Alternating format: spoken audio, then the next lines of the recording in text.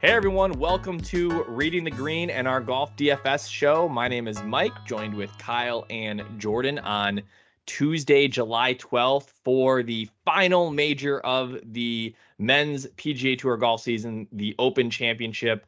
So very excited to cover that in the second half of the show here and get into everything St. Andrews and golf in Scotland. We will recap the Scottish Open and chat on a few other things as we go through this. So welcome. Good evening, gentlemen. What's going on? I'm just getting ready for a lot of golf here over the next 5 days. I have a little bit of a scramble tomorrow. I gotta trying to wrap my head around and hopefully find my game 4, and then 4 days of the Open. It's great. Kyle, you got us started though by sending a video of your golf swing that you look like you've been working on in the backyard. I have to. So I went and golfed 18 holes Saturday morning, and my driver just after the first hole just decided to disappear on me. It was bad. Wasn't even spraying it. It was just not making good contact at all. So I had to try to do a little something, and thought, as a resident golf expert here from an actual playing perspective, I would send you a video and see what you thought. Mike, you'll have to post that. Maybe post a photo of that. What his TrackMan looked like this week. There you go. Maybe back in the day, before Max Homa got big time, this was his shtick on Twitter, right? People would send videos of their swing, and then he would roast them and tell them how terrible they are with funny jokes and quips and stuff. And so I think this would definitely be right up his alley. To be fair, the one I sent you, I think, was like the first one. So it did get a little better from there. It got better. I will say, Kyle, that we have work to do to not come so over the top. Yeah. We got work to do. Yeah. And I have thoughts. I deal with it myself too, and I've been working on some things as well. So next time we can get out together. That'll be our goal. Hopefully next week as part of the 3M, right? We are working on that. Yes, obviously. Did those Pro-Am invites go out to you guys yet? I haven't gotten mine. I don't have one. I think that this is something we got to kind of let simmer for 12 months and kind of line it up for 2023. But the VIP passes, I will see. I don't know. I've been working on the media credentials were denied. They said that our following wasn't quite big enough. So I think that's something that we and our listeners need to take care of. But we'll work on some player interview passes. We'll see what we can do this week.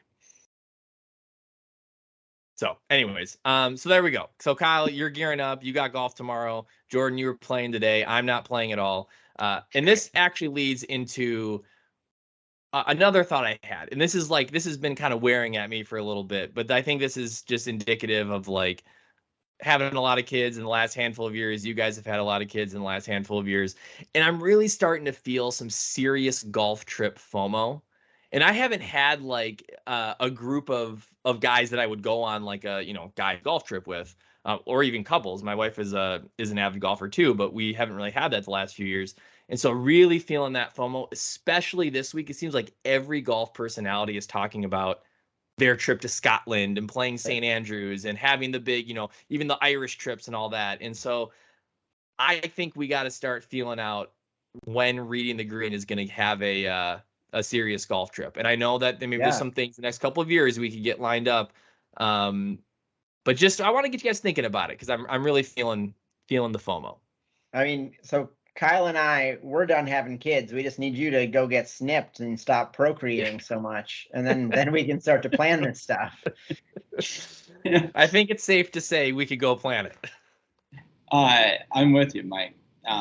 My brother-in-law was in Scotland playing about 3-4 weeks ago. So, wake up every morning to Snapchat videos from him of, the different courses you've seen at the Open over the years. See, but that's part of it for me. I just need to get good enough that you guys would feel comfortable playing with me for 4 days, 5 days, 8 days in a row.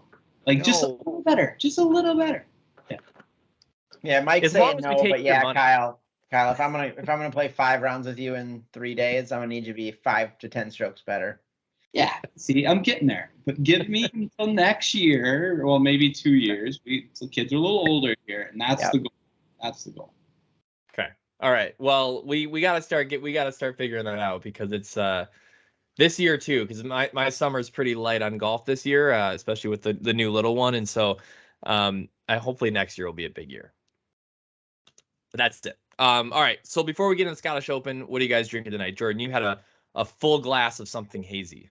I went with the swing juice. Thought it was Oh, yeah. fitting. A little, what is this? Talking Waters Brewing Swing Juice Hazy. It's good. It is. We drank it out of the can when you and I had it, but it is. You Yeah, can't get that was much good. hazier than that, but it's delicious. Where's Talking Waters out of? It's a new one. We played this game, Montevideo, Minnesota, but it's really good. I was hard at work at the name game right before we started recording and forgot to go get a beer. We can take care of that at the break. Yes. I'll have one for the second. I do think you guys will be interested in this. This is a Toppling Goliath and other half, 18 hours from Brooklyn. And here's the interesting thing about this. And so I picked this up today, and it's a double IPA, Idaho 7, Citrus, Saz, Simcoe, Nelson Sauvin, and Mosaic. That's a lot of hops. And when I talked to the guy at the liquor store a couple of weeks ago, he said when they first came off the truck, total hop burn, like way over hopped for a hazy double IPA. And he said, here's the deal with these that are coming in, not just this, but like any beer that kind of has that hop burn tendency, we're letting them sit on the shelf for like 4 weeks before we tell people to buy them and let them mellow out a little bit. This is really good. And he told me that like 2 weeks ago. So I think this is like week 5 since they got it. And so I think that's something like if you get any of those double IPAs that are like really over hopped for a hazy, just let them sit for like a month and they'll mellow out a little bit. So I learned something. I am very intrigued by those combination of those two breweries. Yeah. It's got to be good. Yeah, it is. I'm liking this. Not too heavy. I think it was under 8%. So good stuff. All right. So the Scottish Open. I watched actually a decent amount of it. The only problem was my internet was cut with some landscaping work. So I think I watched a lot on Saturday when we were at my in-laws for the day. But I just like, this is what gets me excited about the Open Championship is the morning golf. It's like you wake up and your lineups have changed so much and the leaderboard has changed and you just like, you wake up and the leaders are about to tee off and you're done by, noon or 1 o'clock. So I'm super excited for the schedule this week. So I don't know. What did you guys think of the Scottish Open in general? Any thoughts? Yeah, it was fun. Stronger field this year, as we talked about overall, and I do enjoy the change up, just as like we've kind of talked about from some of the Hawaii contests and some of the West Coast events as well. Just having golf at different times of day. Mm-hmm. So I echo that. The waking up, especially if you have the little ones and you're up at 6 o'clock. Hey, there's already golf to watch. Yeah, I just like it's not golf that we play, right? Like it is not any golf that any of us are used to. It is even you go play links courses, Whistling Straits, other like Bandon. It's not this. Like you hit a 6 iron. Hit a 6 iron 300 yards because it rolled 150 yards, right? Like what? It's just a totally different game than anyone plays normally. Yeah. So it's fun to see. Bandon is probably the closest thing that I've played that I would imagine plays like this, where like the course is heavily fescue and the ball you played on the ground and all that. But like you play the links courses in the Midwest, and the fairways are soft. Like it's bent grass fairways still, and things are soft, and it just doesn't play like you see them playing here. This is one thing I didn't really know about the Renaissance Club. Apparently, people hate it, or like Scottish golf purists hate it because it was designed by Tom Doak and it has very much like an American feel to it and doesn't embrace a lot of the quirkiness of traditional Scottish golf. And so I don't know. I didn't understand the hate that I heard on various podcasts this week, but I guess that's a thing. My one thought too of watching it, you talked about the fescue, is it would not be fun to play as a not very good player by yourself. Because how are you going to find your ball? Like, it's different when you got spotters out there, but, you know, it's a little different at St. Andrews because it's so wide. Yeah, like if they do the fescue right, you know, like the thick stuff on the bottom should lay down kind of flat, and the taller stuff should be kind of wispy, and so you can actually find the ball. Like, it's not, but I agree. That course had a lot of long grass on it. It won't be like St. Andrews, that is, you know, fairly wide open. So overall, though, I can't complain about the week from a DFS standpoint. Yeah, model was good. I think, you know, obviously Xander was at the top of our model and came out on top, so it's always fun when that happens. Had him in a lot of lineups. Looked like he was going to try to give it away on Sunday a little bit.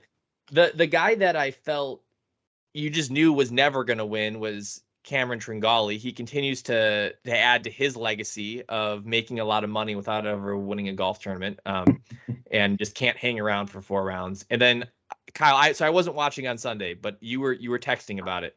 Spieth seemed to cost everybody a lot of money. And what exactly did he do on the back 9 that, I mean, it was a lot of money. I saw it on Twitter too, a lot of money. Yeah. Me especially. I had a single entry GPP contest that I was flirting with top 5.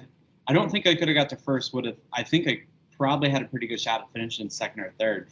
And he steps up to, what was it, 14 or 15 was a short par 3 downhill, a little punch 8, and he just yanked it left and kind of got a bad lie, and then basically from there had to play it to the back of the green, then legged it to, I want to say 8 foot, and then missed the putt. So ended up with a double, and then missed another short putt on the next hole for a bogey. So it goes double and bogey, and fell from tied for second at that point in time all the way to 11th.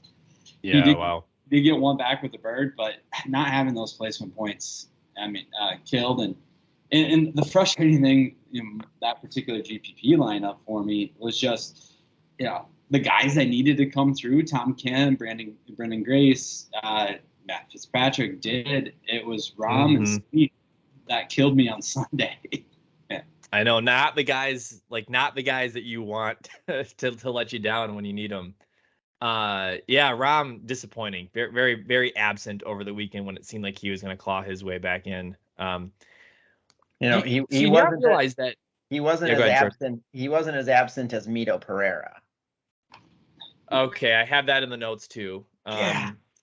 You texted this, and again, I wasn't watching on Friday, but I didn't realize how bad it was, because I was like, I think I was just counting him as in. Yeah. For the weekend. I didn't realize it was so bad. On Thursday? He shot 15 strokes worse on Friday. Yeah, and we were pumping him up too, right? We said that we felt like this was a bounce back week, and it was. I was like, hey, we nailed that. We nailed that. Well, I have thoughts on him for this week as well, and we'll get to that in the second half. But he, I guess, had flashes, I suppose.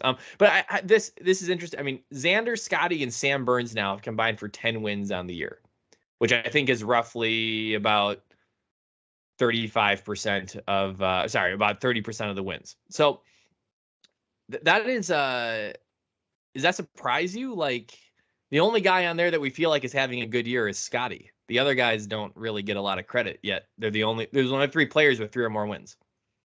Xander's recent, right? I'm not counting the JP McManus either, the Pro-Am. But that's where, like, you know, I think now, if you just look at it today, I think Xander and Scotty are having the best years. But like 2 weeks ago, Xander wasn't even in the conversation, even though he had won two tournaments already. Yeah, but with Xander, everything always had an asterisk, right?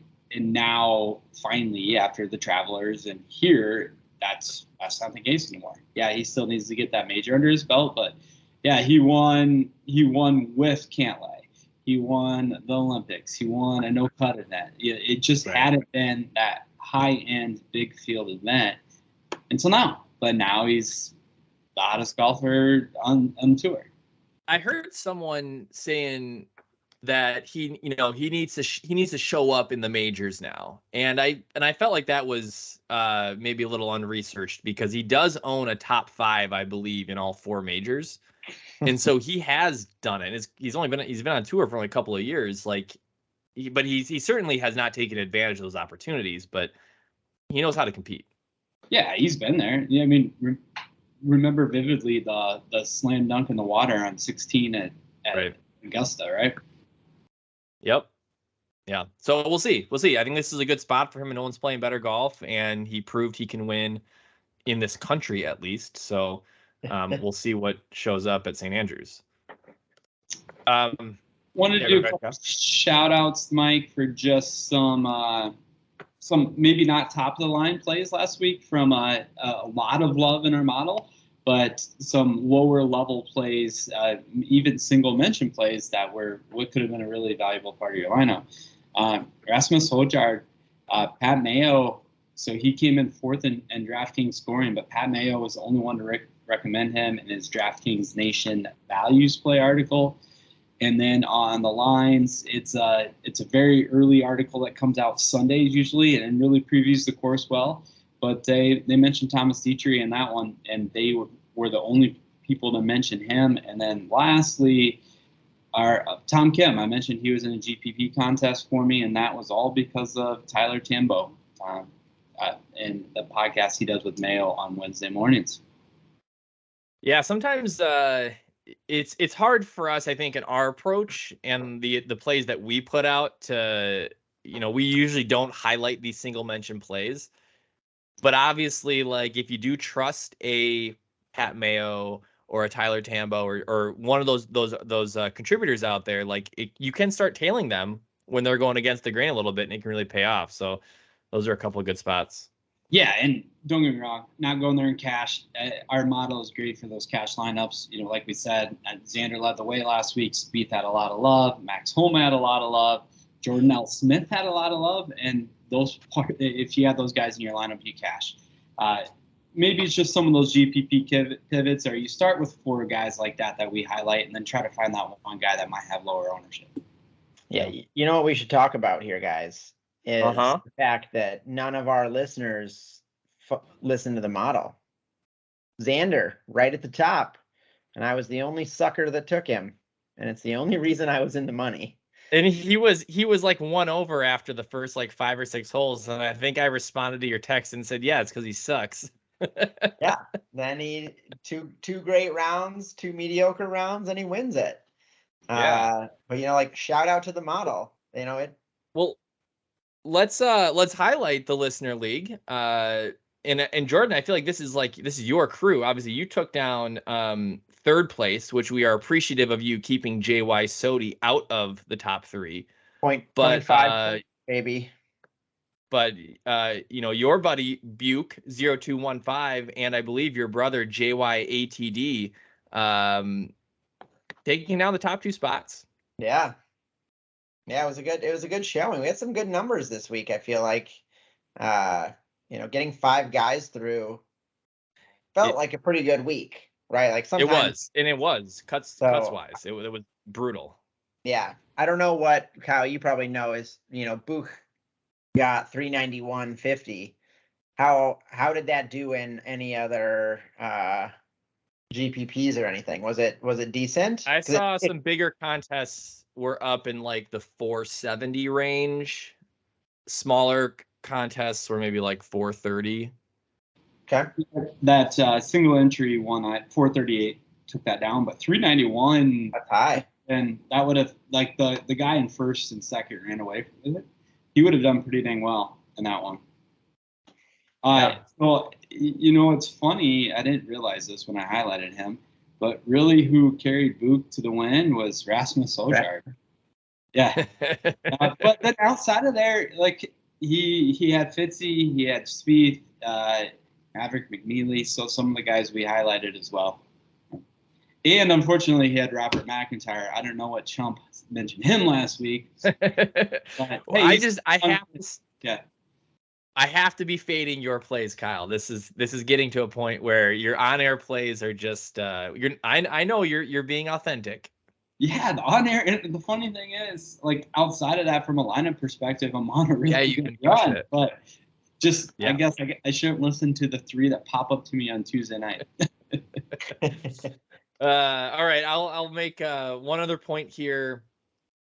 Just that I thought was interesting points wise in DraftKings points. So Tommy Fleetwood finishes the tournament in 4th place, in a tie for 4th place. But he was outscored by a whole bunch of other players: Spieth, Fitzpatrick, Højgaard, Cantlay, Schauffele. And so I just think it's interesting at the end of the day when you look back on this, that like the correlation between your score to par and your DraftKings points can be so different. And I know we talk a lot about like where you can find edges with runs of birdies and bogey-free rounds and that kind of stuff, and it makes a difference. Yep. I think that, well, that's a good note too. Like this week, so going into the Open, there's only 2 par 5s. But if you have a course, with reachable par 5s, you need those guys with eagle equity. Maybe not play solely based on that, but it's always a good tiebreaker. So that's a great point, Mike. Yeah. You know what? Right. You know what we didn't talk about, Mike, in the listener league? Where you placed? I don't remember. I just scroll away. You didn't get last place, so I'll give you props for that. But you were more than 200 points behind first place. So I need to know. You talked about starting to put some better lineups in the listener league, and I think it's time to try that. Dude, I'm pretty sure I tried this week. I don't know because I had a good week overall. So I want to get in here and I want to debrief a little bit. It was my only Justin Thomas play. So as Kyle, as you said, he ejected after his Thursday round. Mito obviously, Mito put it in the bag on Friday, and then frankly, like I was planting the flag on Matthew Neesmith this week, and he was disappointingly terrible. That hurt me in a couple other contests as well. So no excuses. I did try, Okay, good. but I was awful. The Thomas plus 10 on Friday, Mito plus 11 on Friday, and then Neesmith just plus 11 over 2 days. It wasn't good. You got all the bad Isles juju out in one day. All right, let's on that. Well, let's take a quick break and we'll come back and we'll have a jam-packed second half and talk everything Open Championship.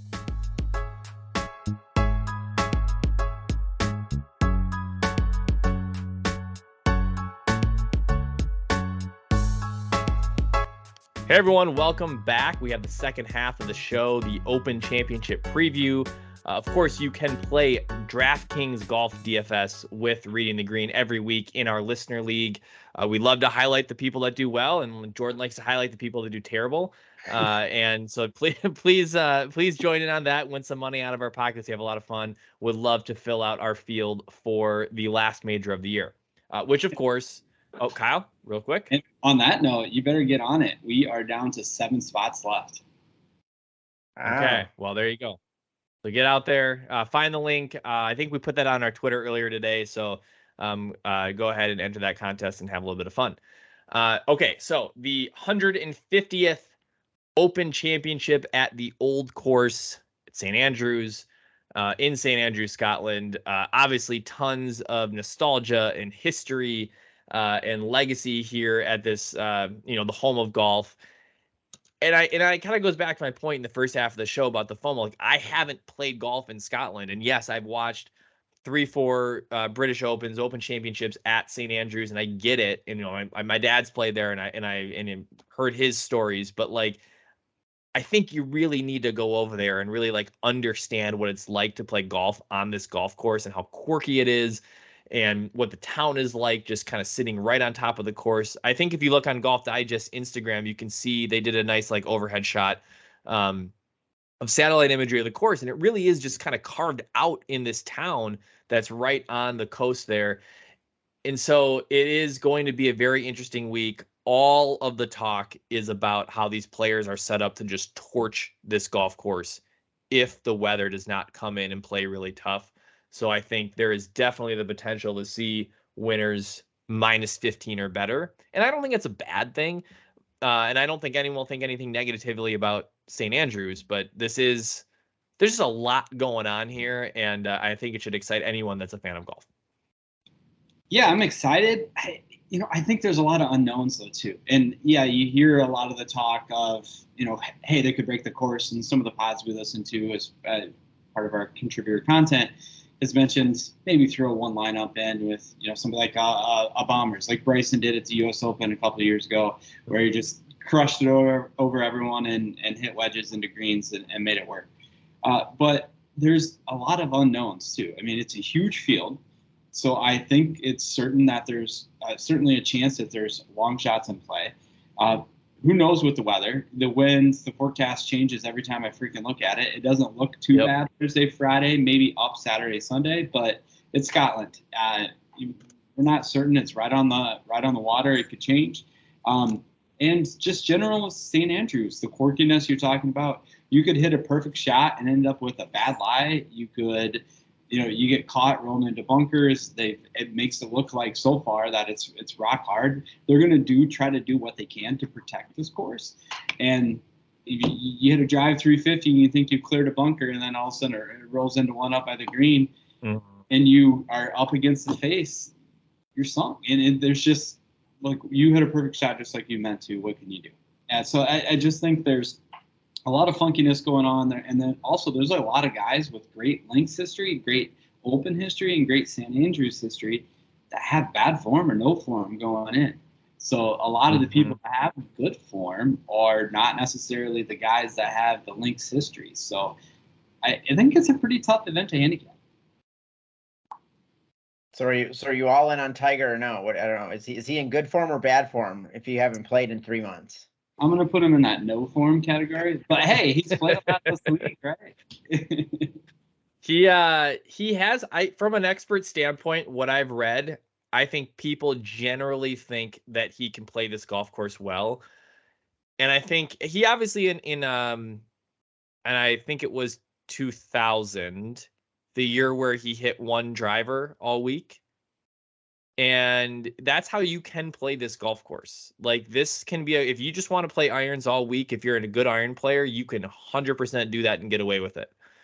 And I think, that to some extent kind of plays in a Tiger's game. He doesn't have to keep up. And what is he at? 7,500 this week, 7,400, 7,500. I don't know. I think that's a better price. We've seen him too many times in majors this year up in the high 8,000s. And if you want to take a flyer on him as a mid 7K player, sure. I think he has a decent chance to make the cut. So is that our first pick of the week there, Mike? You're picking Tiger? No, I'm not. It's not a pick for me. I'm just saying if you must, if you are 90-degree rule in the RTG Lister League and you must play Tiger, I don't think it's a bad play. I'm glad you brought that up though about the irons piece, and that's another thing I meant to say that's important. As you can play your game out here, and if you don't want to hit driver and 80-yard awkward wedge shots into a green, you back it off, hit it 260, and have 110 left and find that sweet spot. So if you can execute that and play that game, I think that's a great point. Why a lot of different guys can be in play. Right. Well, yeah, really, Zach Johnson won the British Open here. So that is his game. I do think that since 2015, the way that these guys play golf has evolved, and not just the equipment, but just the way they swing the club, the approach to the game. And so I'm kind of banking on super aggressive play all week, and someone from the mix that just is going to bomb it out there is going to rise to the top. Yeah, it's like even though the course is 7,500 yards, it doesn't play that, right? Because if you're there's so much roll. It's so firm, and it's par 72, right? That's a 7,500 yard par 70. Yeah. But it's not going to play like that, depending on the wind. Yeah. So, anyways, 156 players in the field, top 70 in ties. So there is going to be probably a decent amount of lineups are going to get 5 players through when you have top 70 in ties. 49 of the 50 in the official World Golf Rankings will be participating. All your favorite PGA Tour, DP World Tour, and Live Golf Series players are going to be there. except for Daniel Berger, who has been absent this year. Kyle, You know who else has been absent this year? Bryson. Yeah, Bryson. Yeah, Brooks. Handful of the live guys. So, anyways, I think with that, and I'll say the model is not having a lot of live players come to the top. Maybe no surprise. But Kyle, would you like to highlight what we are seeing at this point on Tuesday night? I don't know what such players you're even talking about, guys. But at the top of our model, we have Rory leading the way. I don't think that surprises anyone. 11-1 this week, 54% mention share.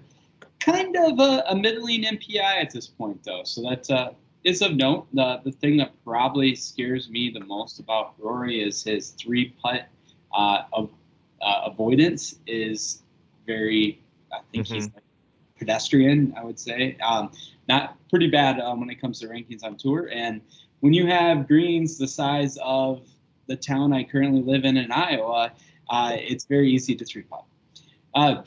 Yes, but the greens have more undulation than the town you live in. That is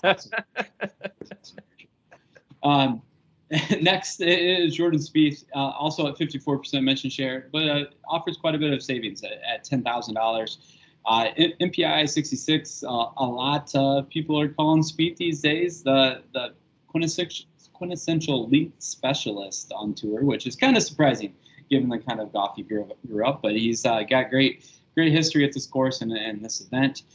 From there, you have Tony Finau at 50% mention share, Jordan's boy, and Xander Schauffele coming in at 41% mention share at 9,900, and then Max Homa rounding out our top plays at this point, $7,900, 41% mention share.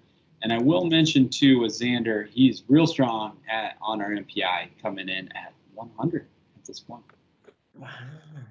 So the top guy, and it's interesting how that shakes out, right? He's the top guy in our power rankings, despite not having the most expert conversation, meaning the better performing experts are on Xander versus the other top guys that we just mentioned. So Kyle, a little bit of people, learning from the Scotty experience, the Masters, right? Hey, this guy's so hot, I can't possibly win again. Go back to the well. And I think, as we note in our model, he's likely flagged as a decent cash play. I got to imagine going to command a lot of ownership this week, given that he's under 10K and seemingly invincible the last month. So I really do like him. I'd love to see him play well this week, but I got to be strategic about where I put him in lineups. How is he under 10K? Pricing came out before last week. Yeah, before the tournament was over, I think. Yes. Well, so it was out last Thursday. So that's always something you're going to have when you come, majors, when they release it 10 days early. Well, and just compared to the other 10K plus players, Spieth, McIlroy, Thomas, Scheffler, Rahm, it's hard to say that Schauffele should be priced above them. But that's why you're getting him at 9,900. Right. Well, the crazy thing about Spieth is he was cheaper last week, a lesser. I know, but I know. Well, only $100 difference between Spieth and Schauffele, but it's the psychology of it. It stands out that Spieth is a 5-digit player. Correct. So Kyle, you want to make some sense of it? Where do you want to maybe highlight some plays, even go a little deeper? My flag plant this week, take that for what you will, is going to be Cameron Smith. $9,500 at this point in time. It's 33% mention share.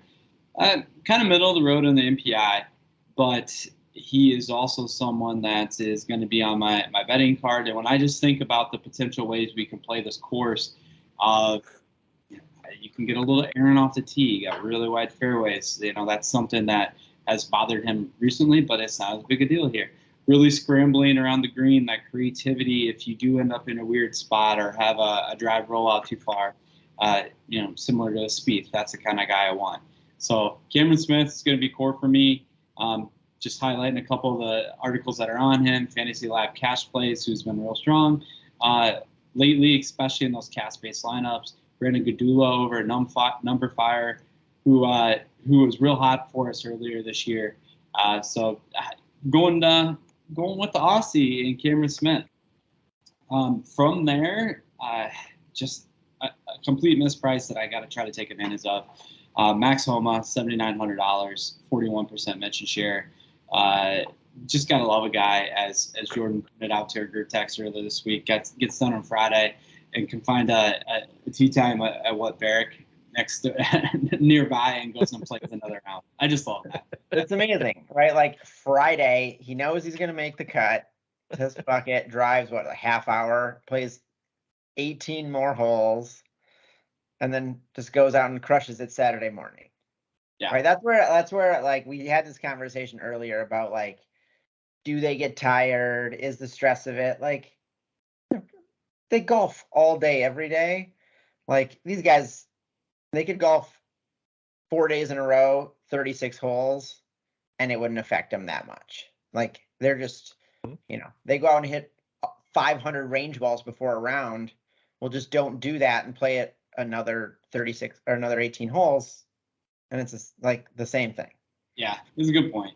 And a guy like Homa, I think just a lot of the golf community, a lot of the golf Twitter community would be cheering for him. And he fits this. At 9 of the last 10 champions have either won or had 3 top 10s in their last 6 starts prior to the Open. So obviously, he won in Maryland a couple weeks back. So he fits that as well. And then my last play, here's the guy going down the board for, trying to find a little value.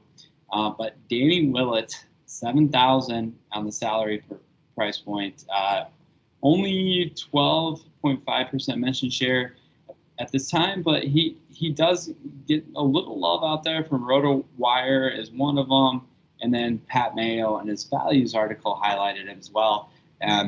Who in the values articles, you're going to have some swings and misses, but he usually has 1 or 2 that pop at the lower levels each week. So we'll be sprinkling there. I mean, you take a guy he's got major win equity. You can't discredit that. And so I think anytime you can fit that in your lineup at $7K, for a guy that he's been around, he's flashed in a couple of events this year. We're not saying that this is Tom Lehman teeing it up at the British Open, but I think that's fair to say Danny Willett's got a little bit of game this week. Can I offer a couple of additions? I also love Cam Smith this week. I know we'll talk a little bit about him when we get into the end of the show around betting cards, but it does feel like he's had a great year all year, and it feels like on a course that can give some forgiveness off the tee, could take some pressure off of the rest of his game, and could set him up for a good week. A couple of other thoughts. So Tony Finau, we mentioned him in the top 5 at $8,400. Is he going to be too high owned to roster in like a GPP? Because I feel like you get a nice bit of price relief for a guy that can go mash it around this golf course. I'm just concerned that price point is going to be really attractive in some of those larger GPP events. So I kind of like Tony, but I don't know where I'm going to put him yet. Yeah, you had to steal my Tony. So I did. Finau, I do feel like he's a guy that always carries a little more ownership than you would think, right? If you think, I agree. No one trusts him. He's at 10 or 12. But that being said, you do have Fleetwood at 8,600 that I think people are going to be looking at. Maybe they could steal a little bit there. Unfortunately, there's not really, maybe Sungjae 83 or Connors 82, but I don't think they're going to get. So yeah, I haven't looked at recent projections, Mike, but to answer your question, I do think he's going to carry a little bit. Probably not. It depends who you're playing with, though, right? If it's you're staying away from Rory and Spieth and Xander, you can probably have him in there. Yeah. So here's the question for you: Who's going to be owned more, Finau at 8,400 or Brooks Koepka at 8,500? Yeah, Kyle, you didn't mention Brooks as a pivot in the mid 8,000s. I have a little fun lineup after Jordan goes here to talk through, but okay. I'll give Tony 5x on that one. Yeah. I think that's probably right. I could see Tony being like 13% and Bryson being 2. Then I have going a little deeper, low 7,000s. I would bank on Mito to have a bounce back week this week. I think we've been waiting for it. I don't know what happened Friday. I didn't watch the round. Gadula is on Mito this week, as is Pat James. Both of those guys are also on Keegan Bradley, similarly priced. And if I'm looking at a couple of guys in the low 7,000s, obviously there's a few Euros in our model that are ranked higher. Seamus Power, Ryan Fox, Justin Rose, although he plays mostly a PGA Tour schedule. I'm looking at Mito and Keegan Bradley. Given Keegan Bradley's, he's ranked pretty high in our power index as well. I just don't know. I don't put a lot of trust in Keegan, but I kind of like either of those guys and as I'm looking in the low 7,000s. So I have some decisions to make. Isn't it just hard to trust someone named Keegan? Like the only Keegans I know are dogs. Yeah, I had a friend or a guy I played basketball with. It was his nickname was Keegan, which his name was not anywhere close to that at all. But like you can't trust someone whose actual name is Keegan. Unless they're a very good basketball player that went to the University of Iowa. I'm just saying. Yeah, so it sounds like something someone in Iowa would name their kid. Is Keegan from Iowa? Keegan Murray, yeah. Oh, that's right, Keegan Murray. Yeah. So anyway, so I like those. I like either of those guys potentially as more value plays, especially in Gadula's lineups. But I don't know. I gotta do some deciding. So, what else you got, Jordan? Well, you stole my Finau. I'm sorry. I know better. I'm gonna have a fair amount of Finau this week. And then I'm going value. I'm going deep value because it's right. These majors, there's 156 people, so like you get people in the 6,000s that you would not normally be able to get. Mm-hmm. But the first one's at 7,100, Gary Woodland. Been playing great. Course, let me mash the ball all over the course. Sure, seems like an easy value play at 7,100. And then I'm going to go to the complete opposite end of the spectrum, a la Zach Johnson, but I'm going to go with Brian Harman. Yes. One mentioned Brian Harman. Of course, I like Brian Harman this week. So Jordan, tell us why you like him. He's going to get an extra, if he can hit the fairway, which he's normally pretty good at doing, get an extra 50 to 75 yards, and then he can get creative from there, right? Like a normal course, 7,500 yards, like US Open, 7,500 yards, you don't take Brian Harman ever, right? Like it's just not something you're going to do. But here, I feel like, and if he does mishit it, it's not going to be as bad of a mishit as say like Bryson, right? Bryson's mishits are 75 yards to the right and might actually find some trouble here. So you'll see my listener league. You'll either Finau, Woodland, Harman, and I'm gonna take both your money again. So unless you want to comment on Harman more, Mike. No, I was gonna say BetSperts, one of the podcasts we follow. They're the only expert that's on Brian Harman this week, and I think he's got a great short game, and he'll use that to his advantage this week. He doesn't have to worry about length or height, and it'll be perfect. And that was PGA Splits on Twitter, Ron Kloss. That was on Brian Harman. But I was glad Jordan brought up Woodland because I thought I maybe came across a lineup that he'd be interested in. So if you're under the mindset, hey, we're not going to get too much weather and people can break this course, just hitting it over everything, hitting it as far as possible, get a lot of run out. You can go Gary Woodland, Ryan Fox, who is getting a lot of love in our model, Rory McIlroy, Cameron Young, a little bounce back from Cameron Young, so getting guys that hit it real far, Brooks Koepka and Bryson DeChambeau. You could make that lineup. I mean, let's just knock Brooks out of there and put Finau in as an actual golfer that doesn't have frosted tips, like a total tool bag.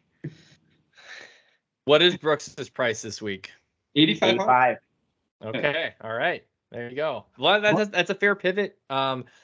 I like that. Jordan's Kyle. point, if you didn't want to go Bryson and Brooks at Bryson at 8,100, I mean, you could go with the Fox, McIlroy, Woodland, Young lineup, find two other long hitters in that 8K range, and I think that's a maybe be a viable pivot in the GPP.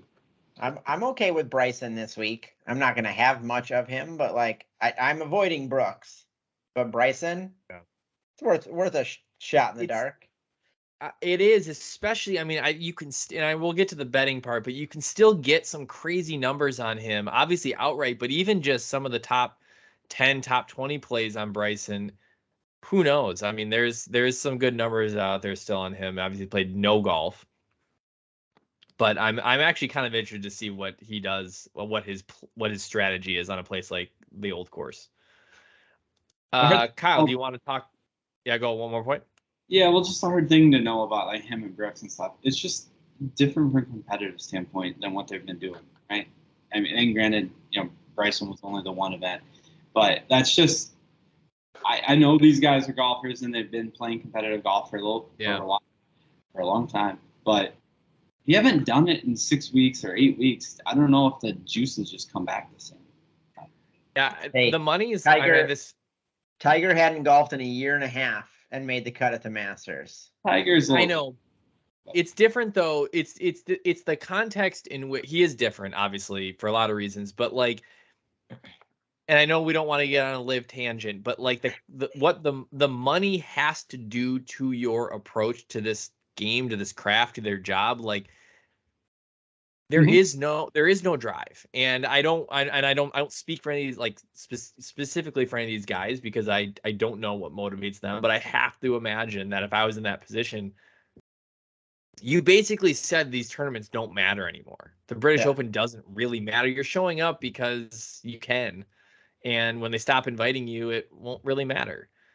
See, and I think that per person, yes. Like some of them, I think Bryson is competitive, right? He does all these things to get a competitive edge. Like Michael Jordan doesn't go to a pro-am golf tournament just to play in it. Like he goes to friggin' win it. And that like Brooks, I think Brooks is done, right? Like he's in it for the money. Was never that big of a competitor to begin with. Always sort of a dick, right? Same with DJ. Like I don't like, but like Bryson, I don't know who else on the Live Tour is actually like a competitor. But like I could see Bryson still taking it beyond what a normal person would do. Yeah. But the rest of the crew, I completely agree. I mean, as far as we know, Patrick Reed is he's resigned to just being a family man now. And Taylor Gooch is still trying to make Ryder Cups. I don't know. It's a fair point. I just, of all those guys, and I think Gooch is probably in this area, but like Bryson's like 110-1 this week. For a guy, like that's a crazy number for a guy that like has won a U.S. Open in the last 2 years. So maybe I'll pull us back, Kyle. Tiers, and then we got to get to the name game. Yeah, I'm pretty excited about the name game, guys. Okay. Tiers, we've talked about a couple of these guys, but I think Tier 3 is going to be a pretty tough decision. We have Cameron Smith, as we've talked about. Matt Fitzpatrick, wanted to highlight him just because, hey, he's coming in great form, does have a little bit of love in the model at 25% mention share. Willie Z, 20% mention share, Mr. Major, and then Patrick Cantlay. He's only at 20% mention share as well. So I think that's going to be a tough choice, and it's going to pain me to not go with Willie Z in that scenario. But I said Cam was my flag plant this week, so I'm gonna go Cam Smith in my tiers lineup for tier 3. I heard a funny bit on the No Laying Up podcast. They questioned whether or not the wind at St. Andrews would blow Zalatoris's putting stroke back online or further offline. Like, does he have a chance to putt well in these conditions? The reason to like Will is he is top 10 leg putter on tour. Just don't look at those 5-footers, and you would think you would great. But is it a leg putt when the putt's 150 feet long? I don't know how they measure that this week. You're right. Like I think they'll measure it like they normally do. You got to be on the putting surface, but you will see guys be putting from. Did you see the clip of Rory today putting it like around a bunker to try to like get to a tucked location? It was pretty cool. It was Well, very, there's- very cool. Hideki putted it from a bunker in a clip today as well, backwards, so you can get away from the face. But I think the 150-foot question, like, what do you guys do? Are you going a full shoulder turn putt? I think I have to pull out like a driver and putt with that, right?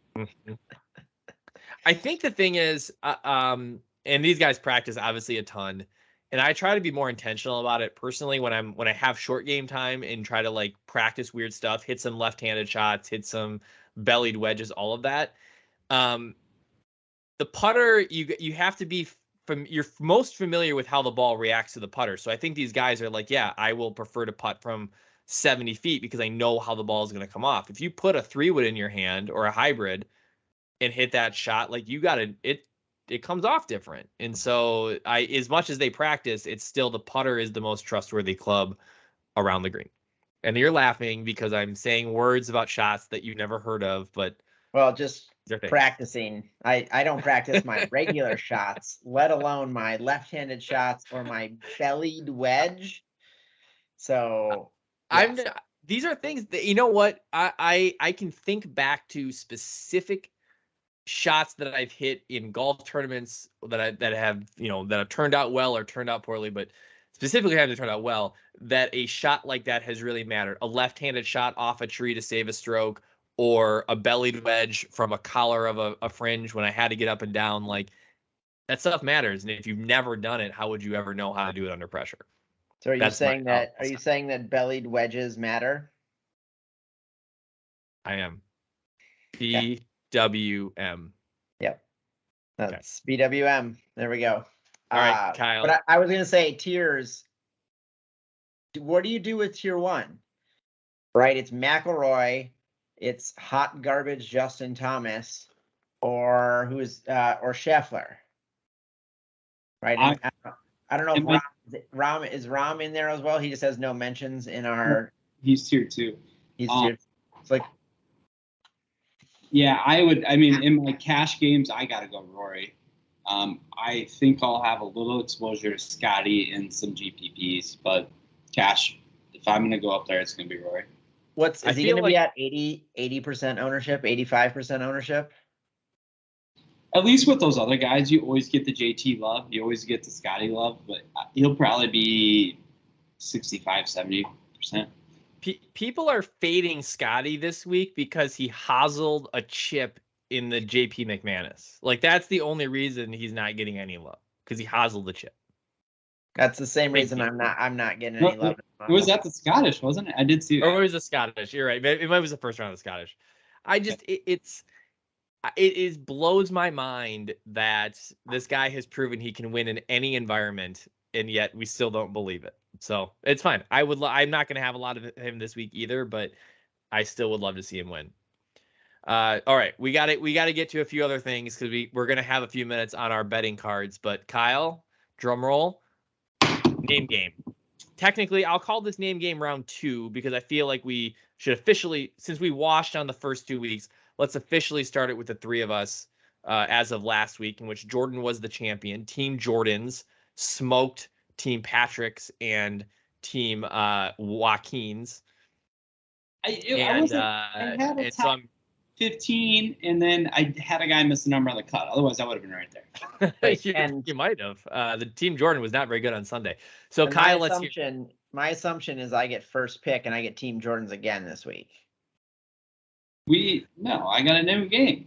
Yeah, it's a new game. The loser designs the game for the following week. So it's the name game. There's 2 Jordans still in the tournament, Kyle. We'll see. Well, Kyle, tell us the You rule. just Greg Norman this, Kyle. This week we are playing with the Kims. There is 5 Kims in this field.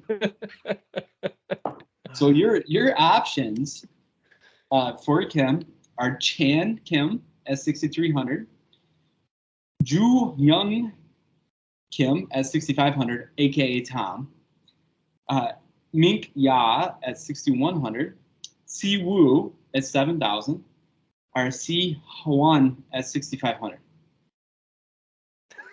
So how do we pick in the best team last week? gets to pick first, or the worst team last week gets to pick first? You can run it back, so the best team gets to pick first. Good. And I only know just- one. you I only would have pick- I would have had to pick Anthony Kim if I was picking last, because So you get to pick one Kim. Whoever's Kim gets the most DraftKings points wins. so I'm gonna do this in protest because I should be able to pick the Jordans in back-to-back weeks. But we're gonna go. So I get first pick. I'm picking Ju Young. I Ooh, had a feel. I really thought Jordan would have no idea who Tom Kim is. I mean, he's the only Kim in the model right now, so I'm I gonna know, pick but- him. And he So- did well last week. Okay, as in you did know he did well. I last did. week. I did thought know you that he picked did Siwoo. well last week. I thought you were gonna go Siwoo. Oh. Mike, you get next, right? Yeah, and I think boy, it's for me. It's between Chan Kim and Siwoo Kim, but I'm gonna go Siwoo. That's like I would love to cheer him on this week. Good luck with the rest of the group there, Kyle. Yeah, I drawing third here is a definite disadvantage. I am going to look at something real quick as I'm making my decision here. So give me 5 seconds. I am All Kim Jong Il is not available for this draft. I'm going C1, Kim. And do you guys know which tour he plays on? The Australasia Tour. I'm gonna say Latino America. He is on the Live Tour. Oh, Wow, wow, Kyle taking a live tour after all the talking shit. Yeah, that was not why I picked him, but anyway, Uh-huh. he finished 11th in Portland. I hear that course is very similar to this one. Pumpkin So- Ridge and St. Andrews, neck and neck for best courses in the world. So we do have 2 Kims left. So I would say we can open this up, right, Mike? If anyone tweets at us and takes Chan or Mink Ya, they are available for you, and you can play along with us in the name game. We'll get that out on Twitter at some point on Wednesday with the details here. But great game, Kyle. 5 Kims in the field, and actually all pretty relatively similarly priced. So this does feel like it could be anybody's game. Yeah, Yeah, 6,100, 7,000. Can't beat that. I really can't wait for us to find out the winner of this Friday afternoon when none of them make the cut. Super excited. No, Tom's probably a good pick. He's making the cut. He's going to be in the lineup, so he's going to make the cut. Okay, all right. Well, I think enjoy that, Jordan. Obviously, Kyle. Also enjoy the early golf this week, starting very early on Thursday morning. I'm super excited. You can find our content on our YouTube channel, Reading the Green, on any major podcast platform, and of course on Twitter at RTG Podcast DFS. We will have lots of content coming out throughout the day Wednesday to make sure people are prepped, including, like we always do for majors, a full view of our model and our key metrics to make those last-minute decisions. So with that, we will wrap things up and see everybody in a week to talk about the results from the Open Championship.